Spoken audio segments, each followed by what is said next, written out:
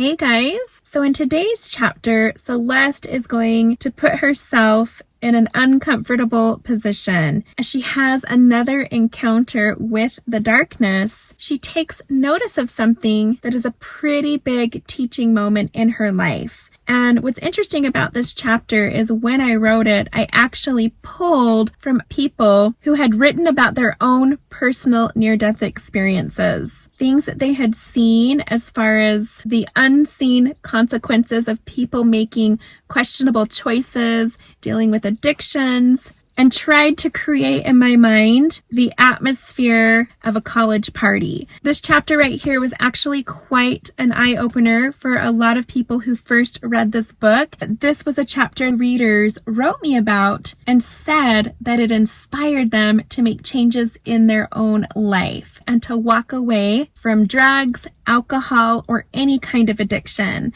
So what I love about this book is when I first released it, it reached a wide variety of audiences, from grown married men to young teenage girls and middle-aged moms.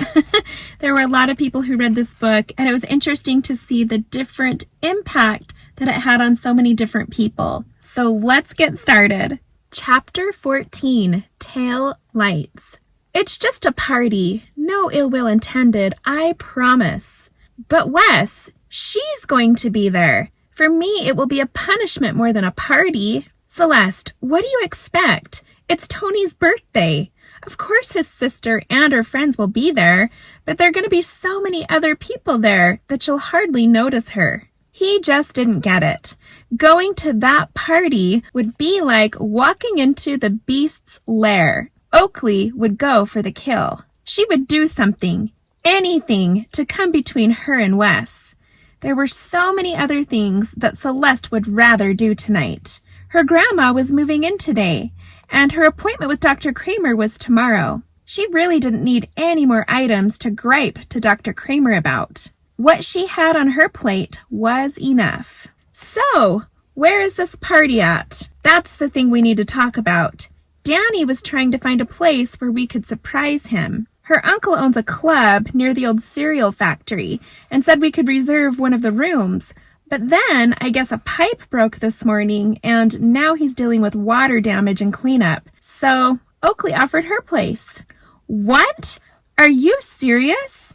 You expect me to go into that girl's house? I just remembered that I have plans to wash my hair tonight. Come on, Celeste. Tony is my best friend. I'm going no matter what.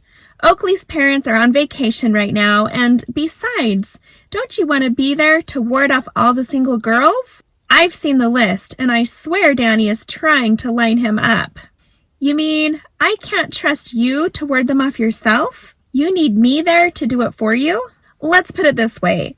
How happy will Oakley be to see me show up alone? Do you really want to make her day? If she sees you walk in with me, it's going to really tick her off. She already asked me if you were coming. Oh, fine. When you put it that way, it changes everything. So, 8 o'clock then? Actually, I want to pick you up for a change. I know I drive the ugliest jalopy in town, but being seen in it is the price you'll have to pay for dating me. So, we're officially dating then.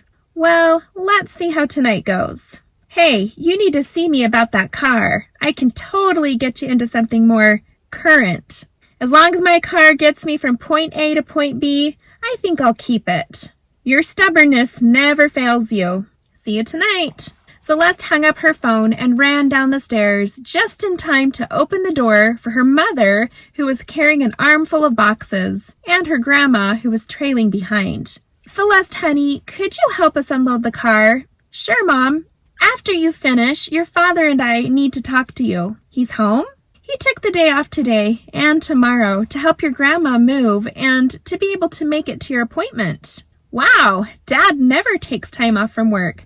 What's gotten into him? We'll talk in a minute. Something didn't sit right. Celeste wondered what it was that her parents wanted to talk about. Everything seemed to be going fine. Maybe it had to do with the appointment. Hi, darling. Celeste's grandma reached out her hand as Celeste took it and guided her up the steps. Grandma, I'm so glad you're moving in. Well, that makes two of us. Now I get to see you more. Here, Mom, let me help you up to your room while Celeste gets your things. Mrs. Day, in her moving clothes, jeans and a black t-shirt, took her mother's arm and guided her inside as Celeste went to unload the car. That was the first time she had ever heard her mother not refer to the room as Adam's room. It seemed strange. Maybe her grandma moving in was providing some additional healing for the entire family. Her mother was feeling needed. Now that she had an extra person to take care of, this was going to be good for everyone. When the car was empty, everyone gathered in the kitchen for sandwiches. Mr. Day had just pulled up with a moving truck and looked as though he was ready to call it a day. "Dad, you okay?" Celeste asked as she watched her father plunk down into a chair. "Yes, I'm fine. I've been up since 5 helping Joe, Patty, and all your cousins empty out the house." "Empty it? Why?" "There's no point in letting her house just sit there while we decide what to do with it. We're going to rent it out in the meantime. Your grandma could use that money more than you know." "Where are you taking all of her stuff?" "Joe has a storage unit he's not using. We'll just keep it there and use the rent money to help pay for it." Mrs. Day set down a large pitcher of lemonade and a bowl of potato salad on the table. "Eat up, everyone. Today is going to be a long day." "I'll be here until 8. Wes invited me to a birthday party." "Well, that sounds like fun," Celeste's grandma replied. "Celeste, your mother and I need to talk to you about something. Seeing how busy today is going to be, now is probably the best time to bring it up." Mr. Day set down his turkey sandwich and wiped his mouth with a napkin. "The night of your birthday, someone happened to notice you having a conversation with yourself." "What?" Celeste asked, feeling shocked and confused. "Now, I'm not going to say names. It's not important who saw it and told us. What's important is that we address this as best we can tomorrow at your appointment." "Address what? I don't even know what you're talking about." "Celeste, I understand how frustrating this might be to hear. Dad, do you really believe one person? I don't even know who it was. How can I defend myself against this person's intentions if I don't know who it was?" Apparently, there was more than one person. A few people saw it, and I'm worried it'll soon be the talk of the town. I can't have this smear our family name. We need to take care of it as soon as possible. "Oh, so you're worried about your reputation. That's what this is about." "Celeste, there's no need to go there. I'm your father, and it's my job to take the side of anyone else but your own daughter. That's enough. If this is going to turn into a shouting match, we'll just have to end it here and pick it back up again at your appointment." "You're going to tell Dr. Kramer? How can he help you if you're not honest with him?" Her father picked up a sandwich, wrapped it in a napkin, and headed back outside. Celeste's mother sat down and put her arm around her daughter. "Honey, I know your father can seem a little non-understanding, but really he cares about you, and this is the only way he knows how to show it. By having a one-way conversation, he's not even willing to discuss it with me. What I think about this doesn't even matter. Let him have his way on this, trust me.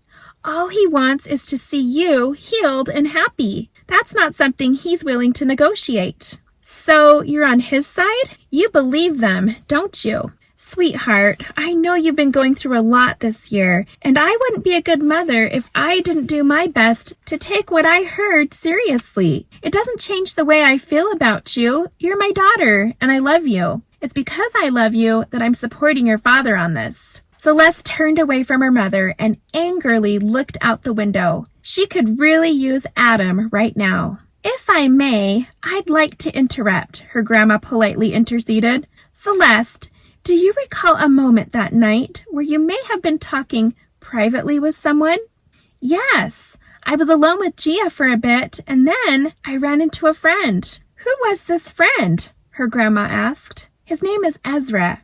I met him a few weeks ago." "Is this the young man that's been stalking you?" her mother asked, almost accidentally knocking over her glass of lemonade. "No, I mean, yes, it's him, but he's not stalking me." "Has anyone met Ezra?" her grandma probed. "No, well, no one that I personally know." "Wait, are you implying that he's imaginary?" No, not to you, but to the rest of the world. Grandma! Celeste, I'm on your side. You'll see. You guys, I saw him talking to a woman on a bench. Was she crazy too? He handed her something and I saw her put it in her pocket. Look, maybe that wasn't the moment that everyone saw. Maybe he spoke to someone else that night and he can't remember. Mom, I'm pretty sure I would remember. It wasn't that long ago. You know, Celeste, hallucinations and amnesia might be symptoms of a brain tumor or stroke. We need to take this seriously. Mom, I don't believe you. I'm done talking about this. Celeste grabbed her running shoes and ran for the door. I'm going for a run. Later that night. I can't stop thinking about yesterday. It was just a kiss, Celeste replied. No, not the kiss. I'm talking about that man and his wife. Didn't you leave there feeling like something was unfinished? Like there was more we needed to do or say? I don't know. Kind of, I guess. I just didn't know what else to say. I came and said what I needed to and didn't plan for anything beyond that. You're right. I mean, what else could we have said? Celeste had been thinking about a lot of things lately. Her relationship with Wes, her reoccurring dreams, her encounters with Ezra, the accusations she was facing, her grandma moving in, her plans for this fall, her therapy appointments, and the list seemed to go on. There didn't seem to be room in her mind for evaluating her experience with James the truck driver. She felt bad that she hadn't given it any more thought. So, is this the place? Celeste asked as they pulled up to a yellow colonial-style house with green window shutters. Guessing by all the cars, it must be. The cars lined both sides of the street, and there were people mingling on the lawn. The front door was wide open as people came in and out with drinks in their hands. So, how long do we have to stay here? Celeste asked as she stalled getting out of the car. Parties just weren't her thing, and being in Oakley's home was bound to make things awkward. At least until 11. Is that okay with you? That's partially why I wanted to drive, so I could leave when I wanted to. Well, I hope you'll wait for me and we can ride home together. You are my ride after all. I'll try my best, but I can't make any promises. They made their way up the sidewalk and through the crowd of partiers. Celeste's hair was pinned up, but now she wished it was down so she had something to hide behind. In her red vintage dress and denim jacket, she was feeling a little out of place amongst the shorts and tight t-shirts that surrounded her. The last thing she wanted to do was stand out. By the way, you look amazing. It's going to be hard work keeping all the guys away from you. You don't look so bad yourself. She had never seen Wes in white shorts before. They made his muscular legs look extra tan. His light blue v-neck shirt released an aura of calming coolness, complemented quite well by his confidence. She was happy to be seen by his side. If she couldn't hide behind her hair tonight, she could easily hide behind this GQ model. With all eyes on him, who would notice her? Hey, birthday boy, Wes shouted as he made his way over to Tony, who was flirting with some girls in the kitchen. Hey, boss man, now the party can begin. Drink up. Tony handed Wes a red cup, and without hesitation, Wes took a gulp. It was then Celeste realized she had never seen this side of Wes before. Was she prepared for this? Something for the lady? Tony asked. No thanks, Celeste replied as she uncomfortably scratched at an imaginary itch on her shoulder. You sure? Wes asked. Celeste leaned in, and in a soft whisper she replied, First of all, I'm driving. And second, I don't think Dr. Kramer would approve given my circumstances. Wes nodded and leaned in for a refill. Hey, hot stuff, came a voice from behind. Celeste's stomach turned as she matched the voice to a face. I think I like seeing you in my house. Of course she had to say something stupid like that to Wes. Would he really fall for it? Your place isn't bad. Not bad at all, Wes replied. Was that a compliment? Surely it was the alcohol talking. The DJ just got here and he's setting up downstairs. Come down and check it out, guys. Oakley grabbed Wes and Tony by their arms and pulled them towards the stairs. In her short denim shorts and low-cut black top, this girl was brazen. As Celeste followed behind, a handful of screaming girls came rushing by as if being chased by someone. One of the girls ran into Celeste, spilling her beer all down the front of Celeste's dress. She just got here, and already the night was a disaster. I'm so sorry. Oh my gosh, are you okay? Celeste didn't even respond and quickly ran down the hall to find a bathroom. She was soaked and reeked of beer. Why was she here again? Oh yes, to claim her territory proudly in front of Oakley. Right now, she was failing miserably. As she reached for a towel and turned on the sink, she began to pat her dress down and rinse off her hands. Just then, she heard the music turn on below as the floor began to vibrate beneath her feet. Who knew what Oakley had up her sleeve tonight? But something wasn't feeling right. Suddenly, something caught Celeste out of the corner of her eye. She looked behind her, but nothing was there. She turned back towards the mirror and continued cleaning off her dress. Again, there it was. There in the mirror, she could see a mist of blackness forming behind her. Panic began to set in. Celeste quickly shut off the sink, but before she could reach for the door, she felt it.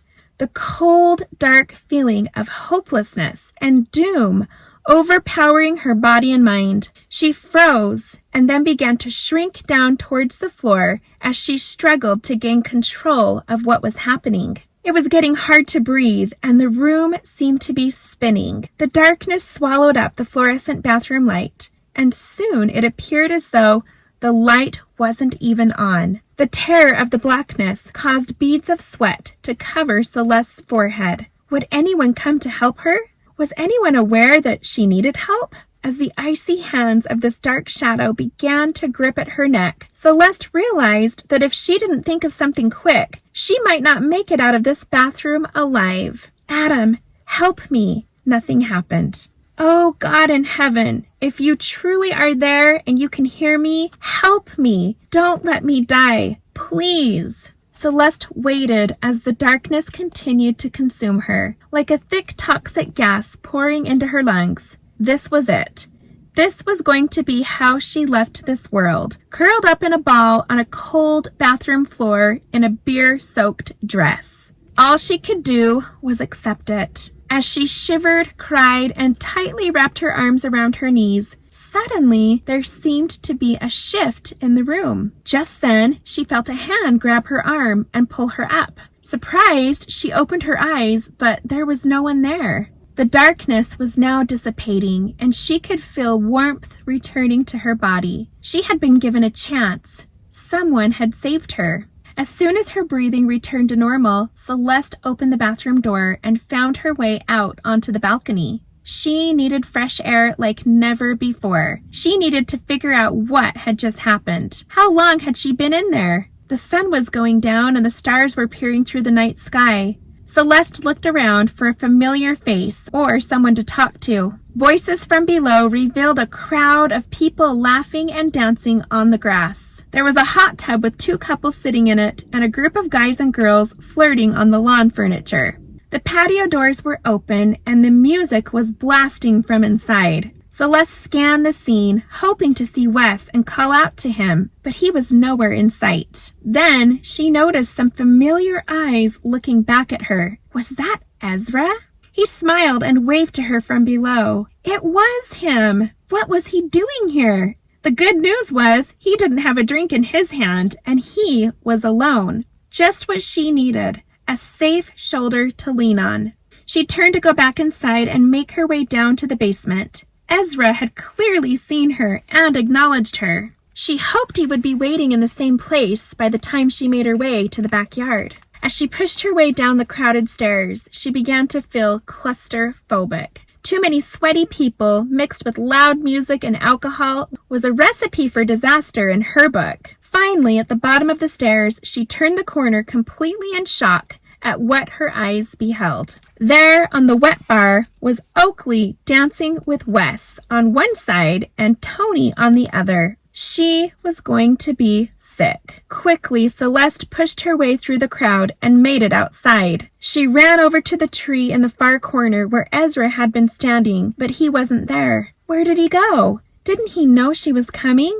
Maybe he decided to go find her as well and went around to the front yard through the front door. Celeste circled the property several times and went back upstairs to look for him. He was nowhere to be found. Why would he leave without saying hi? Questions began to run wild through her mind. Had she really seen Ezra? What if he really was just a hallucination? The doubt crept in as her mind replayed the scene of Oakley and Wes dancing on the granite countertop. She noticed an empty chair in the living room and made her way over to have a seat. Maybe she would just sit here until she knew what to do next. Over the course of what seemed like a half hour, Celeste sat and watched everyone and everything around her. Soon she began to notice something odd that sent shivers up her spine. Dark shadows, like the one in the bathroom, seemed to appear throughout the room. The odd thing about it was that for the first time, they didn't seem to be aware of her. It was as if they had targeted other people in the room and were following them around with a mission.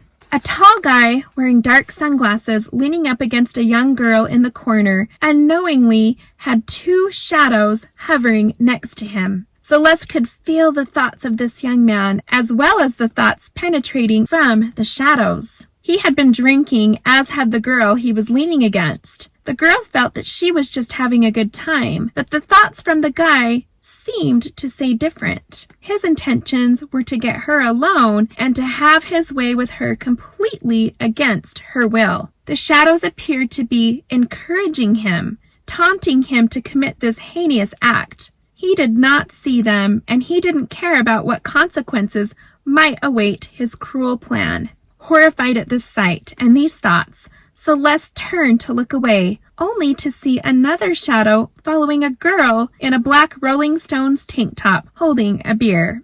The shadow was sending ideas and thoughts into her mind, persuading her to spill filth and vulgarities from her mouth towards everyone around her. The more she unknowingly obeyed, the more powerful the shadow seemed to get. Then Celeste began to notice shadows in the form of people, who began to take on a more human shape. She could see their faces, their clothing, and hear their voices shouting and moaning as they reached out to grab at the beer in the young girl's hand. They appeared frustrated as their hands went right through the cup, unable to grasp it and drink its contents. Some even tried to jump into her body, as if hoping to possess it for just long enough to satisfy their thirst for alcohol. It was very disturbing. Celeste wondered why she was seeing this. Was it really happening? And would it go away? She saw other shadows feeding from and fueling two older guys in a rage. They began shouting at each other. Then the shouting turned to threats. The threats led to fists flying, and soon they were rolling across the floor, knocking over a lamp and ramming into anyone in their way. People surrounded them, yelling and chanting, "Fight! Fight!" The shadows fed off this energy as thoughts of enjoyment and pleasure from seeing other people's pain, suffering, and rage stimulated the crowd. It was a sight Celeste felt she would never forget. How could these people truly be enjoying themselves? If they could only see what she saw, would they change their minds? Would they be as disturbed as she was? To think they were being influenced by something else and had no idea. They were giving something very dark great power. They were aiding in its plan to destroy them, and in their minds it was all just harmless fun and their own doing. In a matter of minutes, the fight became so out of control that a group of guys from the basement were alerted and came up to help break it up. They were heavy-set guys, like football linebackers. Oakley rushed up the stairs, shouting at the guys to knock it off and leave her house. Soon, the shadows vanished from sight. Whether they were still there, but no longer visible, Celeste could not tell. Oakley spotted Celeste and made her way over. "Hey, Wes is looking for you. Why are you sitting up here all by yourself?" Exhausted from all she had just experienced, Celeste couldn't muster up the strength to respond the way she would have liked to. Instead, she stood up and followed Oakley back downstairs. Why did she feel the need to tell Wes she was leaving? At this point, she just wanted to leave as soon as possible. "There you are! What happened?" It was clear that Wes had had a few drinks in his system by now, as he didn't seem to be reading her nonverbal cues very well. "You know, I think I'm ready to call it a night." "Already? It's not even 10, Wes replied. Got plans with your imaginary friend? Oakley asked as she smiled at Wes. A crowd of bystanders began to laugh. Excuse me? Celeste asked in a bewildered and annoyed tone. Come on, Celeste. Wes told me all about him. Is it Eddie? Eli? No, wait. Ezra. Celeste looked over at Wes as her emotions began to build up. Oakley continued. When we saw you talking to a tree at the carnival, now that was funny. But then, when I learned that you have a crush on your imaginary friend, I actually felt bad for laughing. How could you? Celeste quietly uttered to Wes as her eyes began to burn with tears. Wait! Wes yelled as he ran after her. She took off running out the back door, around the side of the house, and to her car. Before Wes could say anything to catch her attention, all he could see were tail lights at the end of the street. Realizing there were plenty of people he could bum a ride from, Wes wasn't worried about how he'd get home that night. He was worried about what had just happened. He needed to fix it, and fix it quick. Not quite in his right mind and unsure what to do, he just started walking towards the direction of the tail lights that had now disappeared into the memory of the night. And that's it for chapter 14. Now, join me next week as chapter 15 really continues to pick up. We're going to learn even more at Celeste's appointment with Dr. Kramer. Lots of questions are about to be answered, and it only gets more intense from there. So join me next week for chapter 15, A Run for It. I'll see you then.